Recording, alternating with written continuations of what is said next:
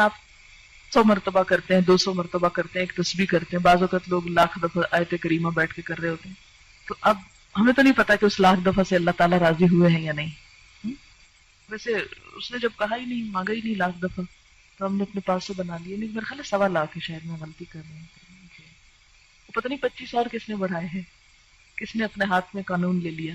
خیر, اب یہ ہے کہ ہم تو وہ کر ہی نہیں سکتے, تو ہم اللہ تعالیٰ سے یہ درخواست کرتے ہیں کہ یا رب ہم اتنی تیری تعریف کرنا چاہتے ہیں کہ جس سے تیری رضامندی حاصل ہو جائے, تو خوش ہو جائے.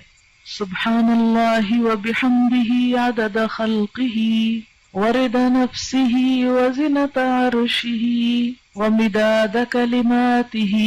سبحان اللہ, پاک ہے اللہ, یا پاکی اللہ کے لیے ہے. وبحمدہ, اور ساتھ اس کی تعریف کے, یعنی اللہ کی پاکی بیان کرتا ہوں اس کی تعریف کے ساتھ.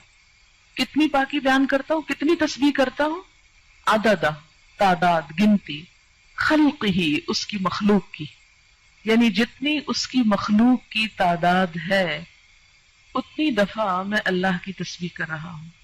تو اب جب ہم تسبیح کرتے ہیں, جیسے تسبیح پڑھتے ہیں دانوں کے اوپر, ہم کہتے ہیں سبحان اللہ سبحان اللہ سبحان اللہ سبحان اللہ, یا انگلیوں کے اوپر پڑھ رہے ہیں آپ, تو ایک وقت میں آپ کتنی دفعہ پڑھ سکتے ہیں؟ مثلا 1 منٹ میں چند دفعہ ہی پڑھیں گے نا. لیکن اگر آپ یہ جملہ بول دیتے ہیں سبحان اللہ وبحمدہ عدد خلقہ, کہ اللہ کی پاکی اس کی تعریف کے ساتھ اتنی مرتبہ جتنی اس کی مخلوق کی تعداد ہے. اور اللہ تعالیٰ کی مخلوق کی تعداد کتنی ہے؟ اللہ تعالیٰ خود فرماتے ہیں وَإِن تَعُدُّوا نِعْمَةَ اللَّهِ لَا تَحْصُوهَا, اگر تم اللہ کی نعمتوں کو گننے لگ جاؤ تم ان کو گن نہیں سکتے, ان کا شمار نہیں کر سکتے. تو ہم تو گن ہی نہیں سکتے. اسی لیے کہتے ہیں نا کہ کما ينبغي لجلال وجهك, جیسی ہونی چاہیے ہم تو کرنے کے قابل ہی نہیں ہیں, ہماری تو زبان اس اہل ہی نہیں.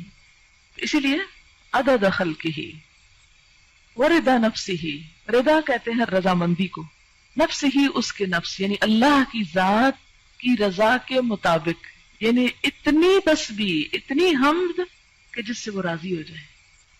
وزنۃ عرشہ, اور اس کے عرش کے وزن کے مطابق. وزنۃ عرشہ, اس کے عرش کا وزن کتنا ہے, ہمیں تو کچھ معلوم نہیں کہ اس کا عرش ہے کتنا. امام مالک نے کہا تھا نا کہ اس کے بارے میں سوال بدعت ہے, سوال بھی مت کرو کہ کیسا ہے وہ, ہمیں نہیں معلوم, بس اتنا پتا ہے کہ وہ ہے, کیسا ہے یہ نہیں معلوم. وَمِدَادَ كَلِمَاتِهِ, اور اس کے کلمات کی لکھنے میں جتنی سیاہی درکار ہے. مداد کلماتی, اچھا وہ کتنی درکار؟ سورۃ الکہف میں آپ پڑھیں گے اللہ تعالیٰ فرماتے ہیں کہ لو کان البحر مدادا لکلمات ربی لنفد البحر قبل ان ينفد کلمات ربی, کہ اگر یہ سارے سمندر سیاہی بن جائیں اور اس سے رب کی باتیں لکھی جانے لگے, اس سے پہلے کہ رب کی باتیں ختم ہو سمندر کی سیاہی ختم ہو جائے. ایک اور جگہ آتا ہے کہ 7 سمندر اور بھی آپ ڈال لیں اور اس کو سیاہی بنا لیں اور لکھنا شروع کر دیں, تو رب کی باتیں ختم نہیں ہو سکتی. تو پھر اس کے لیے کتنی سیاہی چاہیے ہوگی, ہم تو اس کے بارے میں امیجن بھی نہیں کر سکتے. فرمایا جتنی چاہیے وہ مداد کلمات, کہ اس کے کلمات جتنے ہیں ان کو لکھنے کے لیے جتنا وہ مٹیریل چاہیے اس سب کے برابر.